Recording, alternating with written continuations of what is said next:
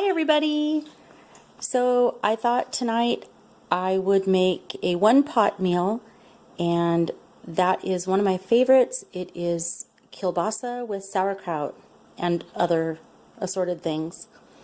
It was one of the choices when I gave you guys the little poll on our group, and it just sounded so good tonight. I just wanted to start there. So this is how I do it. The great thing about this recipe is that you can alter it to fit your taste. So let me give you an idea of what's in it. I actually look somewhat organized tonight with everything laid out. Obviously you're going to want some kielbasa. It's already cooked, so really you just have to warm it up. So you know, it's handy dandy. You don't have to cook it from raw or worry about internal meat temperatures or any of that kind of stuff. You're going to have an apple, just whatever you have. I peeled and chopped it. Some carrot. I love carrot in this recipe. 1 onion. I like sweet onion. That's my favorite. 3 small potatoes. I probably could have peeled them, but the truth is I very rarely peel potatoes. So some caraway seeds, garlic.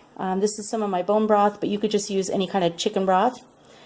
Salt, pepper, a little oil, and of course some sauerkraut. I drained it, but I did not rinse it.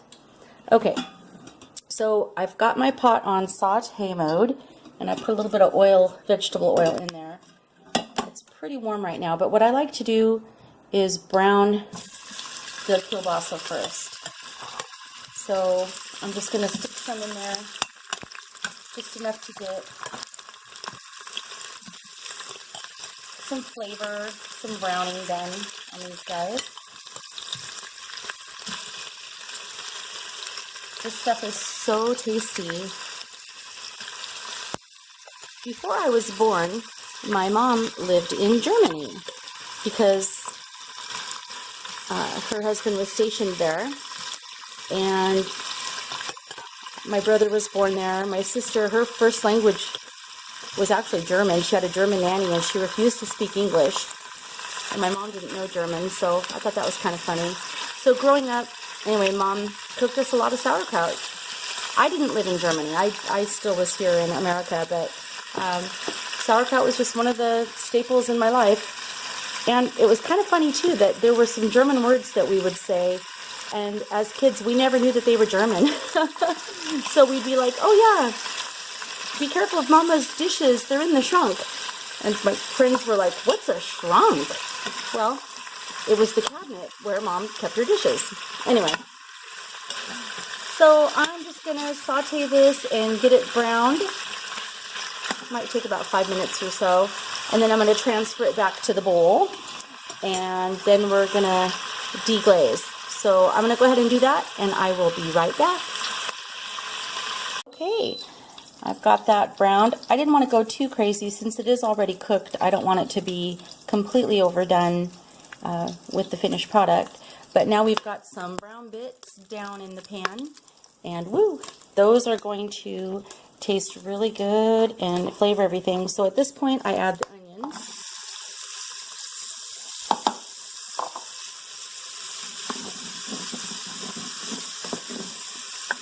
And I also like to add the carrots. I cut the carrots in pretty big chunks because of the cook time. I don't want them to disintegrate or get too mushy. So I've got them maybe 1.5 inches to 2 inches. You can do whatever you want though. I mean, I've done it with a little bit smaller carrot pieces. They weren't too bad, but they just got a little bit too mushy for my taste. Okay. And I'm going to go ahead and just let that cook for a little bit, and then we're going to add some more good stuff. Okay, those have been cooking for a couple of minutes. The onions aren't quite translucent yet. I've got a couple more things I want to add first, and I like to add some salt, kosher salt, usually about, I don't know, 1/2 teaspoon or so. And my coarse ground pepper, of course, gotta have that. And caraway seeds, which is very classic to have with sauerkraut. It really adds a nice flavor. One good thing about sauteing the caraway seeds before you get too much water in there and you have oil is it'll really help to kind of make the spices bloom, as they say, and that caraway flavor can get out of there because those seeds are a little bit tough, and I think this just softens them up quite nicely. So I personally like about a teaspoon of caraway seeds. I'd say if you aren't really familiar with them, maybe just try a half a teaspoon with this recipe and see how you like it. I've seen some people add like a tablespoon or more, and you know, it's all your personal taste. I'm adding just a pinch more because that wasn't quite enough. Okay, so you can see everything is mixing in there, and see how the brown bits are starting to get scraped off the bottom of the pan, and that's a really good thing because you don't really want to have burnt stuff, especially for a one pot meal. You don't want stuff stuck on the bottom of your pan. Sometimes that can cause problems with the pot coming up to pressure, so I just try to avoid that. But deglazing, you know, you get all that stuff up off the bottom of the pan and into the dish to flavor it, which is what you want. Okay, now at this point, since everything is looking pretty good, I'm going to add a half a cup of white wine. You can totally omit this step. I just like the flavor that it gives. A dry wine is really good. Of course, since I'm a Washington girl, my Chateau Saint Michelle is my favorite brand. They're local to me, and well, their wine is awesome. But you probably have a local winery, you know, that you love too. So, cheers. I'm just going to add some from my wine glass here, and that's probably about a half a cup. Ooh, it smells good already. This is such a great meal. I'm excited. Okay, so I'm going to let that come back up to a nice little simmer, and then I'm going to add a couple more things. Meanwhile, I think that wine glass needs to get refilled. I'll be back. So everything is looking really good. The pan is nice and deglazed. I don't see any more things stuck on the bottom of it. It's funny how deglazing is so easy. You know, just some heat and some moisture, a little stirring, and takes care of that. So I'm at this point going to add my garlic clove. I use a garlic press. I think that I would prefer to have a kind of more of a mashed garlic in there than the bits of garlic.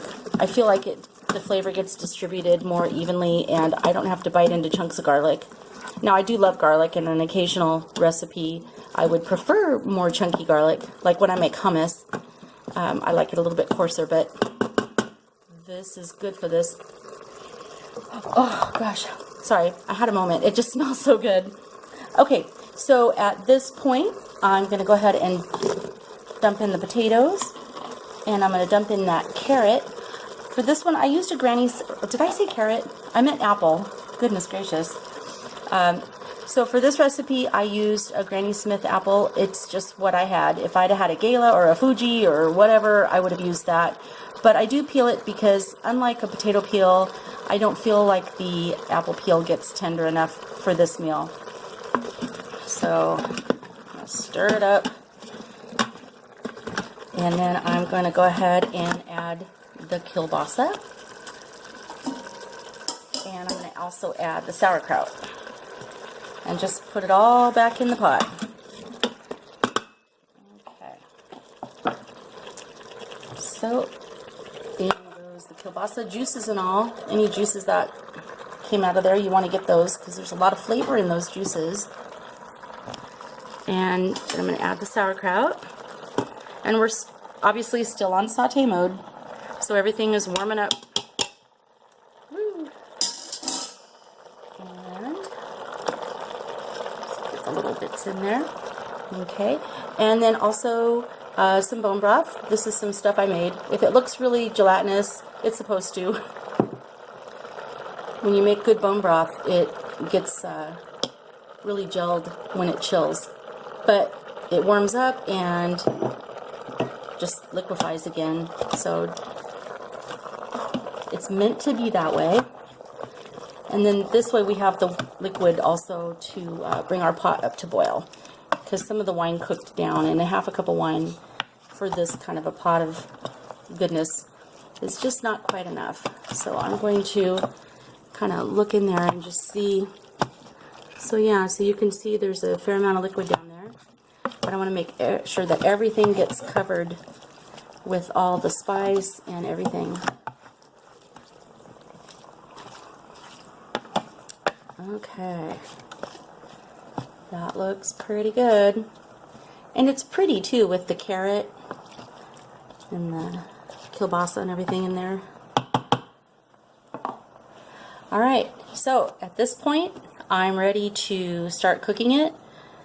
So I'm going to just go ahead. I forgot to check my seal, so I'm just going to make sure the seal on my lid is all the way down.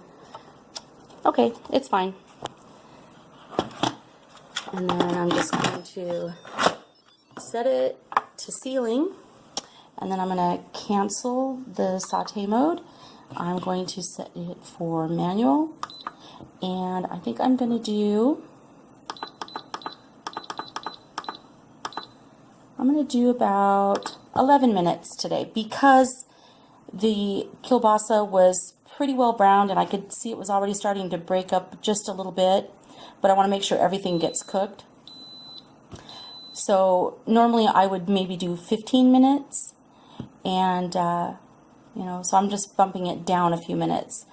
You know, it's funny, you can make the same recipe 3 times in a row, and every time it might come out just slightly different, but it's always delicious. I mean, you can't really go wrong with this one, as far as I'm concerned. So we're going to go ahead and let that cook, and then after it beeps that the cooking cycle is done, I'm going to do about a 10-minute natural pressure release. And for those of you that aren't familiar with natural pressure release, or NPR, all that means is as soon as it's done beeping, in this case, I'm going to actually just cancel it, turn it off, and I'm going to wait 10 minutes before I release the pressure. And it might take a little bit to get to pressure even though it's hot, because this is a big pot of stuff, and you know, I'll kind of keep an eye on how long it takes to get to pressure so I can let you know. Hopefully I'll remember to do that. And also I forgot to mention that the amount of kielbasa that I used was about 1.5 pounds roughly. I bought a 3-pound container of it, or package of it, I guess, and that's enough for 2 meals for us. And then the sauerkraut, it's a jar, it's about 32 ounces. And like I said, I drained it, but I didn't rinse it because I like that tang. If you rinse it, the tang just goes away. And that's okay. That's a good helpful hint for those of you who like kraut but not too sour. You can give it a quick rinse. And another thing you can do too is, if you don't have chicken broth on hand, you could just add some water and even a little bit of apple juice.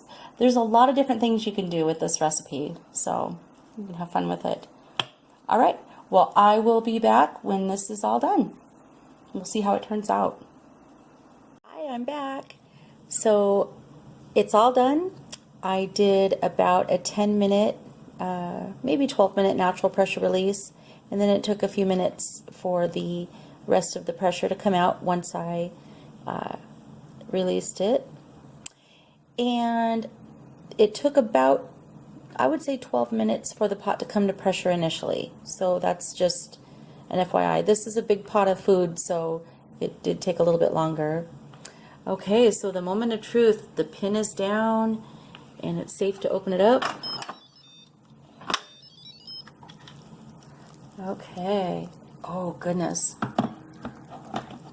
Boy, that looks good. I'm so excited.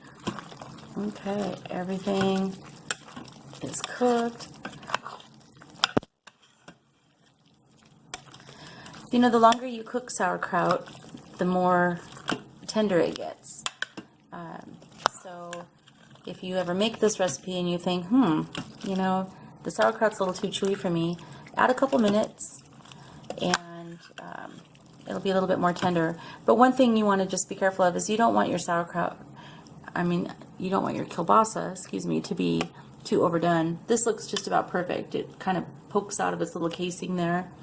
The potatoes, you can see I can cut the potatoes just with the spoon, and the carrots are still carrots, but boop, very soft. I can cut it with the spoon. So this is perfect. This is exactly what I was hoping for.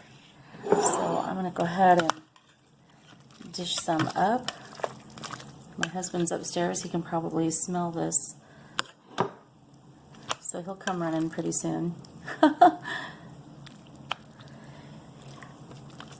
It's been a long day. I started at 5 a.m. and I got home late.